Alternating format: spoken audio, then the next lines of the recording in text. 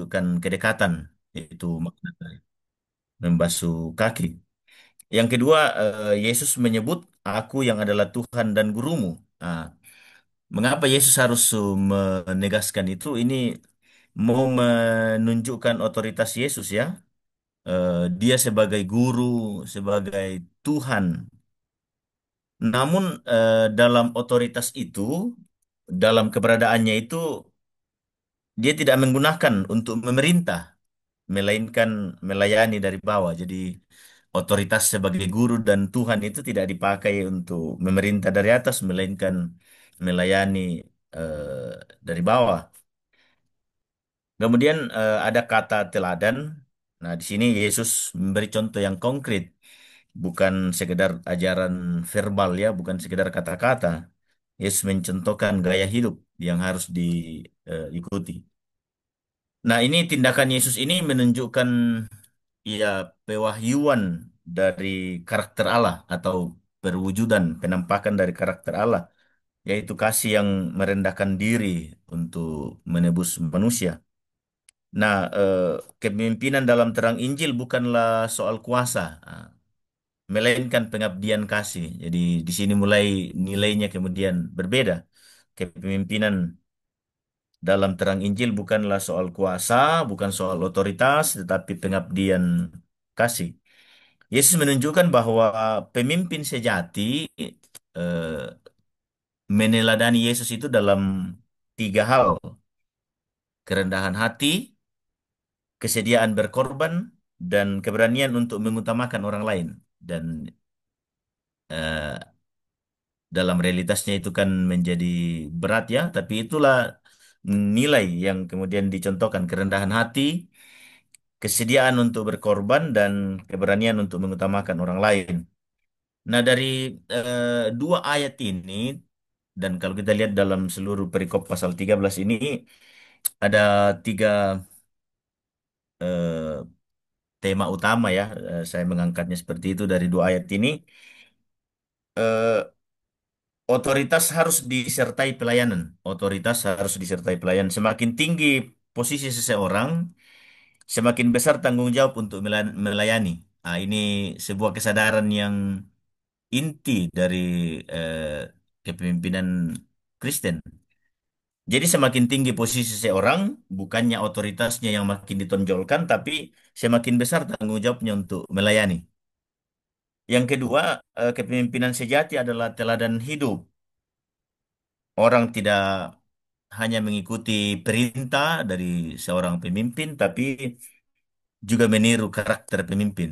Jadi itulah bedanya dengan kepemimpinan umum ya, bahwa tidak sekedar memberi perintah, tapi juga orang meniru dari karakter pemimpin.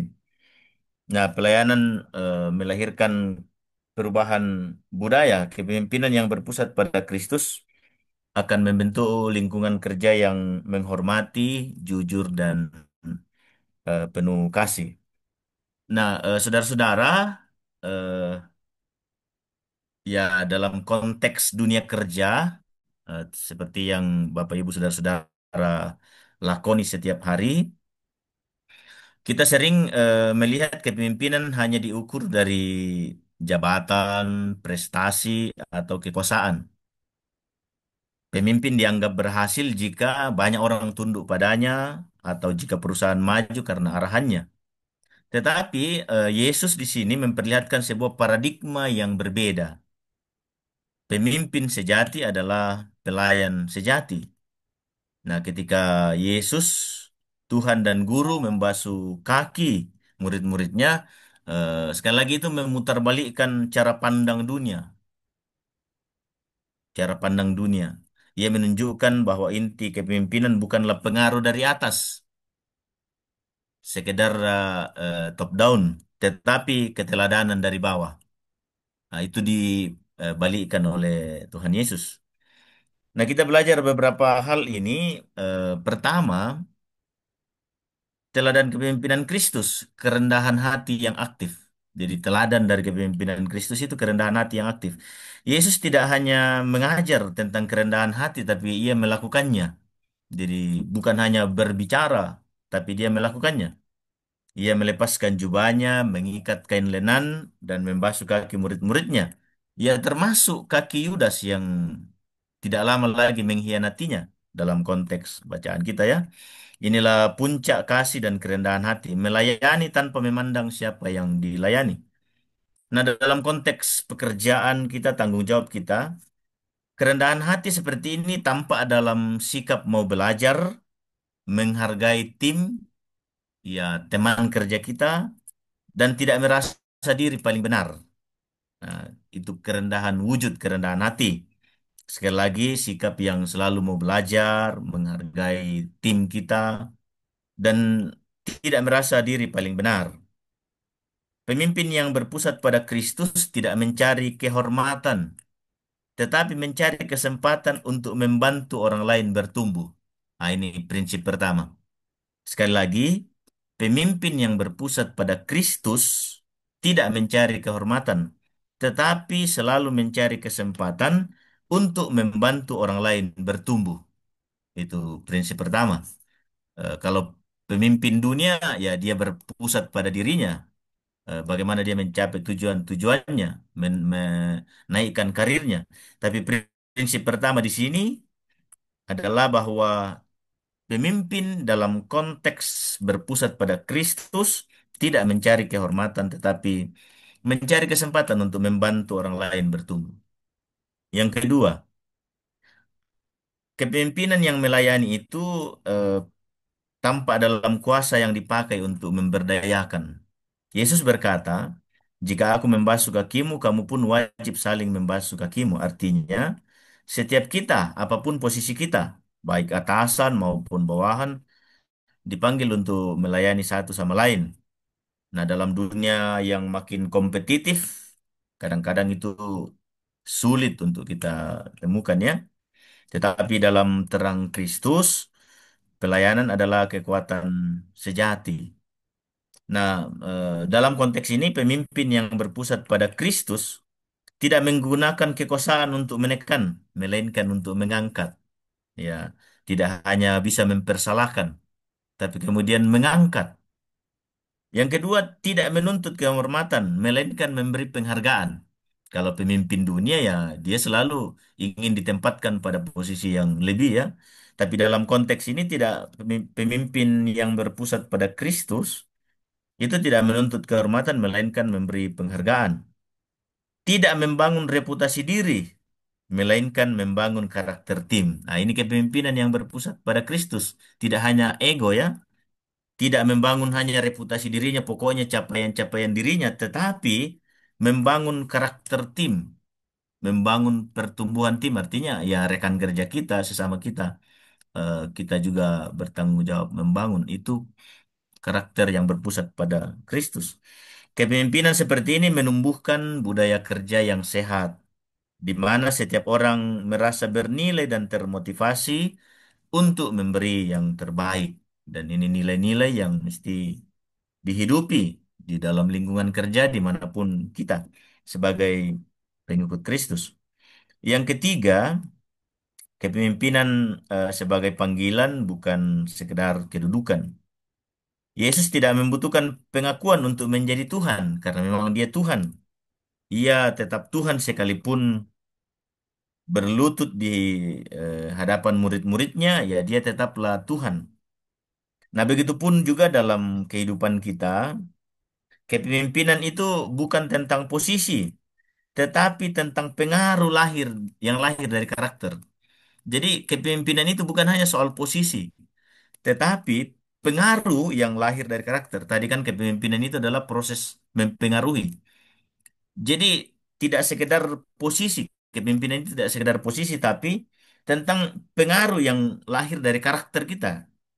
Ketika seseorang hidup dalam kasih, kejujuran, kesetiaan, ia sedang memimpin, walaupun tidak memiliki jabatan. Karena kepemimpinan itu sekali lagi bukan hanya soal posisi, tapi pengaruh yang lahir dari karakter.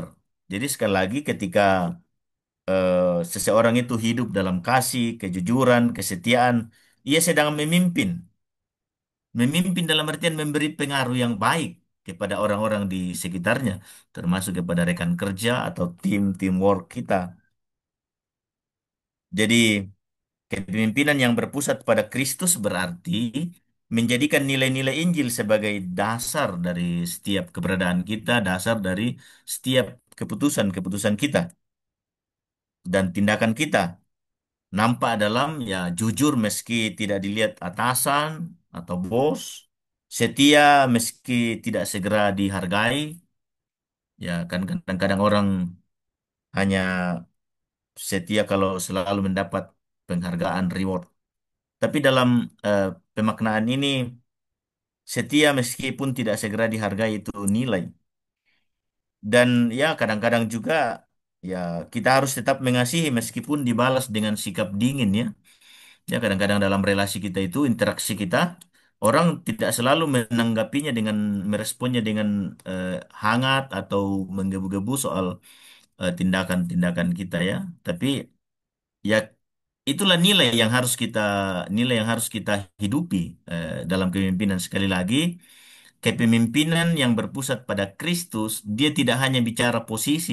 Karena kalau hanya bicara posisi, orang hanya akan melihat apa jabatannya. Tapi soal pengaruh yang bisa ditularkan, yang lahir dari karakternya, karakter hidupnya, sebagai orang-orang yang menghidupi nilai-nilai eh, Injili, nilai-nilai Kristus.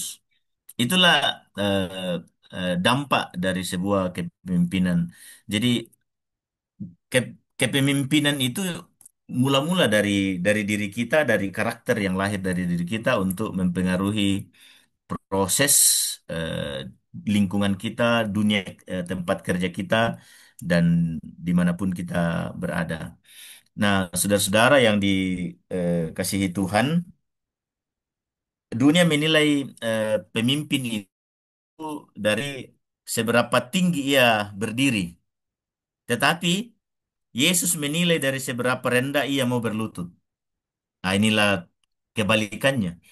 Jadi, dunia menilai pemimpin itu dari seberapa tinggi dia berdiri.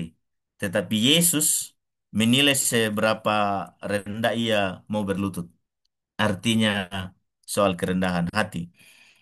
Yesus membasuh kaki murid-muridnya dan memerintahkan kita untuk melakukan hal yang sama. Ketika kita meneladani Kristus dalam bekerja, dengan hati melayani, rendah hati dan penuh kasih, kita sedang menghadirkan kerajaan Allah di tempat kerja kita. Sekali lagi, ketika kita meneladani Kristus dalam bekerja dengan hati yang melayani, rendah hati, penuh kasih, kita sedang menghadirkan kerajaan Allah di tempat kerja kita. Biarlah setiap pemimpin atau setiap dari kita hidup dengan semangat, aku melayani karena Kristus lebih dahulu melayani aku. Sehingga karakter kepemimpinan itu senantiasa terpancar dari kehidupan setiap kita. Roh Kudus menolong kita untuk sungguh-sungguh mewujudkan dalam keberadaan kita masing-masing bagaimana kepemimpinan yang berpusat pada Kristus itu mempengaruhi lingkungan kita, mempengaruhi hidup kita, mempengaruhi tempat di mana kita berada. Amin.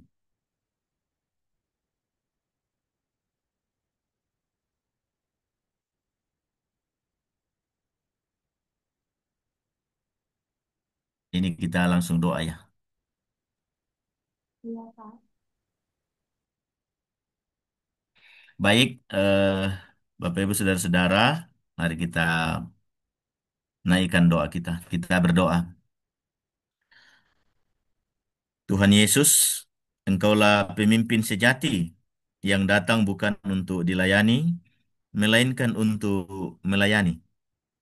Ajarlah kami dalam hidup ini, baik sebagai pemimpin, karyawan, atau apapun kapasitas kami untuk meneladanimu. Memakai setiap talenta dan jabatan kami untuk memberkati orang lain. Bentuklah kami menjadi pemimpin yang berpusat pada Kristus, supaya dimanapun kami bekerja, namamu lah yang dimuliakan, dan karakter melayani itu muncul dari kehidupan kami. Terima kasih Tuhan untuk persekutuan ini. Saudara-saudara kami yang boleh hadir menikmati persekutuan ini, mendengarkan firman-Mu, kiranya senantiasa mendapat berkat Tuhan, dikuatkan, ditopang dalam menjalankan setiap tugas dan pekerjaan mereka, tanggung jawab mereka di tempat kerja yang Tuhan karuniakan bagi mereka. Berikanlah kemampuan, kesehatan yang cukup, hikmat Tuhan, sehingga mereka boleh bekerja dengan sebaik-baiknya dalam berbagai tantangan-tantangan, bahkan pergumulan pribadi lepas pribadi, dalam tekanan pekerjaan pun juga dalam berbagai pergumulan pribadi dan keluarga. Tolonglah mereka, Tuhan, supaya mereka terus bertumbuh dalam pengharapan kepadamu bahwa apapun yang mereka hadapi di dalam Tuhan, semuanya mereka boleh lalui dengan baik. Berkati juga eh, saudara-saudara kami, rekan-rekan kerja yang tidak sempat hadir dalam persekutuan ini. Kiranya di kesempatan-kesempatan berikut mereka juga boleh hadir menikmati persekutuan bersama, menikmati kebenaran firman Tuhan yang akan menjadi berkat dalam hidup mereka. Bapa di sorga, kami berdoa untuk seluruh proses yang berlangsung di PT Pola dan CV Suritex dalam berbagai kegiatan. Tuhan berkati dalam seluruh rangkaian produksi, Tuhan berkati seluruh karyawan, Tuhan berkati lindungi mereka supaya bekerja dengan sebaik-baiknya. Berkati pimpinan, para direksi, beri mereka hikmat, kemampuan untuk memikirkan, merencanakan berbagai pengembangan-pengembangan dalam rangka usaha yang makin lebih baik. Juga dalam memimpin seluruh karyawan, biarlah mereka diberi hikmat memimpin dengan sebaik-baiknya dalam seluruh proses produksi, juga proses pemasaran. Tuhan berkati, kiranya semuanya boleh berlangsung dengan baik. Dan biarlah keberadaan PT Pola ini dan Spesuri Tex ini senantiasa eksis, terus hadir juga untuk menjadi berkat, berkat bagi seluruh karyawan, pimpinan, direksi, juga menjadi berkat bagi banyak orang Tuhan. Jauhkan dari segala hal-hal yang buruk, musibah, bencana. Kiranya keberadaan perusahaan ini dari hari ke hari makin berkembang Tuhan. Bapa di sorga, seluruh keberadaan mereka sepenuhnya kami serahkan ke dalam tangan kasih-Mu. Sekiranya ada di antara mereka yang sedang sakit, Tuhan sembuhkan mereka. Ada yang sumul dalam berbagai keadaan, Tuhan juga hadir menolong dan memberkati. Terima kasih untuk persekutuan Suripola ini. Kiranya senantiasa terus hadir menjadi sebuah wadah di mana mereka saling bertumbuh di dalam iman, juga bertumbuh di dalam cinta kasih sebagai satu persekutuan anak-anak Tuhan. Bapa di sorga, seluruh keberadaan hidup kami, sepenuh-penuhnya kami serahkan ke dalam tangan pengasihan-Mu. Kiranya hidup kami ini senantiasa kami jalani dengan penuh kedamaian, sukacita, hanya karena berkat dan perlindungan dari Tuhan. Bapa di sorga, ini pengharapan kami, ini syukur kami. Terima kasih untuk kebersamaan kami ini. Kiranya menjadi berkat atas hidup kami bersama. Dengarkan kami Tuhan, sempurnakan doa dan permohonan kami ini. Kami datang kepadamu di dalam Yesus Kristus, Tuhan dan Juru Selamat kami yang hidup. Amin. Terima kasih banyak Kak Misal atas firman-Nya yang mengingatkan kita mungkin juga melayani dan bagikan kasih Tuhan oleh kita. Ya Terima kita kasih. boleh lakukan itu dan kita benar-benar jadi terangnya Tuhan di kantor kita, dimanapun kita berada. Ya, Tuhan berkati pengumumannya semua. Jumat depan, Jumat depan kita ada doa bersama jam 12 siang. Nanti 2 minggu lagi kita akan ada persekutuan lagi. Terima kasih banyak semuanya atas aktivitas. Tuhan Terima memberkati. kasih. Terima kasih Bapak dan Selamat Kamisul. Tuhan beraktivitas. memberkati Ya. pelayanan Terima yang kasih Pak Pendeta. Ya, Pak. Tuhan berkati semua.